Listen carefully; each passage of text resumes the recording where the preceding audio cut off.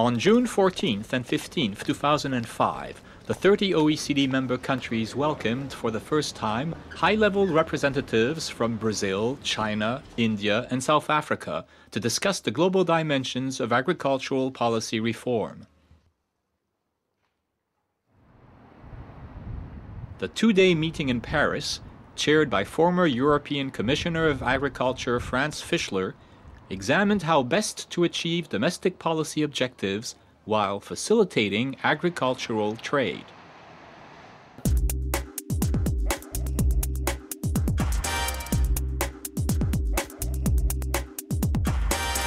This high-level meeting was extremely important, bringing together countries which represent 60% of the world's population and 75% of the exchange of goods in agriculture. The purpose of it is to exchange ideas on how one reconciles domestic policy with international policy. And in that regard, I think it was an extremely successful meeting.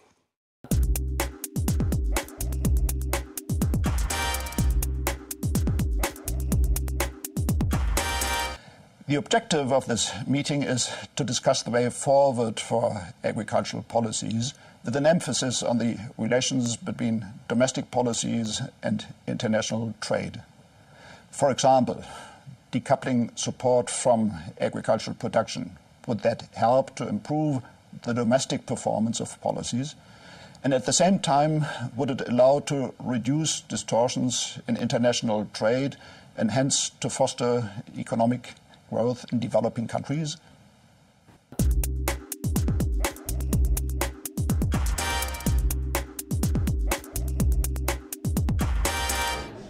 In Brazil, China, India, and South Africa, fundamental political and economic reforms have been undertaken, with far-reaching implications for agriculture, demonstrating that agriculture can contribute towards achieving sustainable economic development and poverty alleviation.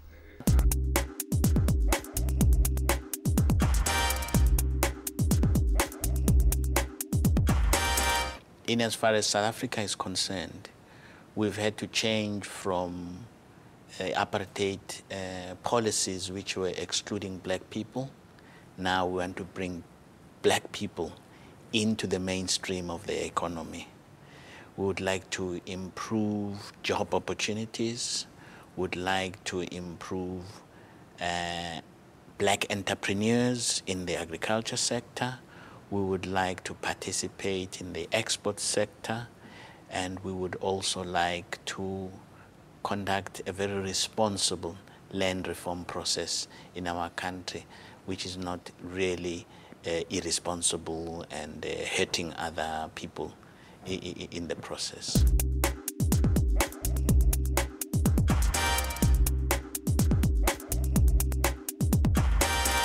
OECD high-level meeting will provide an excellent opportunity for us to share ideas with other participants. As a developing country, our delegation will suggest the developed countries and the developing countries should take joint efforts to create a fair agricultural trading system. We all know that the developed countries are still heavily subsidizing their agricultural sector. In the OECD area, policies have also changed. Consumers have increasingly turned their attention from concerns about having enough to eat to the ways in which food is produced, its safety, and its quality characteristics.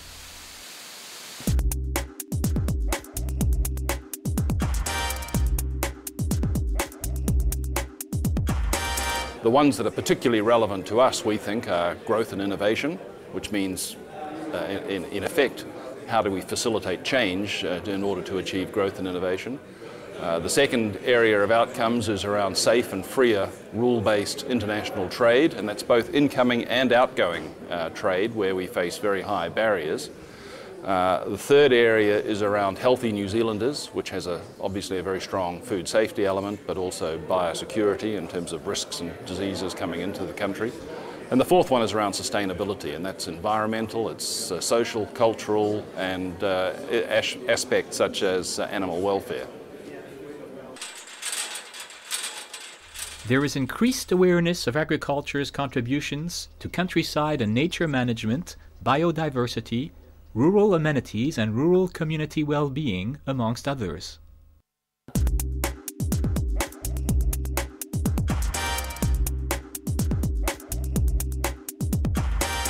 Multifunctionality is the concept that address the variety of functions of roles of agriculture in modern societies. You have one part of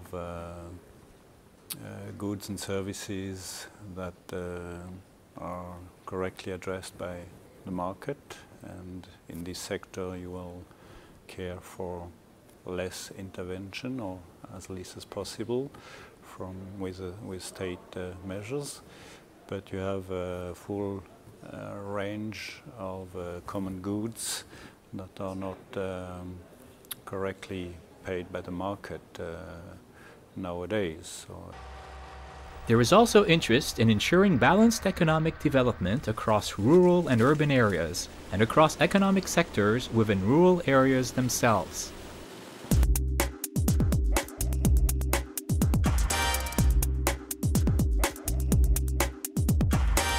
We have in one side a lot of small producers that live in the rural sector, that the instruments that we need to apply are instruments that increase their levels of welfare, the small farmers. And we have in the other side big producers, that the instruments or the support policies that we need to apply are for increase their levels of productivity. Improving infrastructure and encouraging innovation in technology and the knowledge base remain important priorities.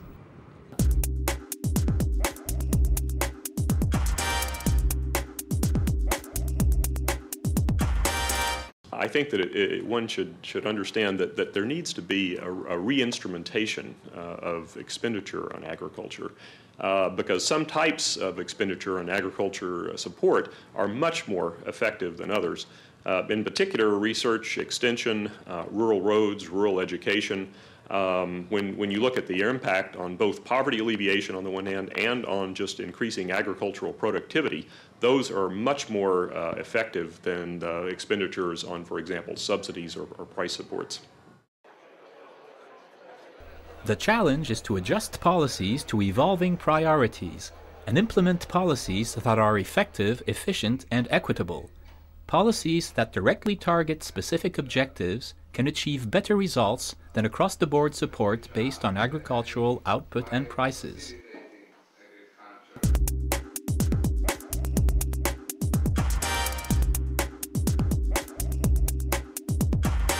一つは従来の政策手段は品目別の価格地政策を中心として幅広い農業者に Up until now, traditionally, we have been using a product-specific price support system which covers a wide range of farmers.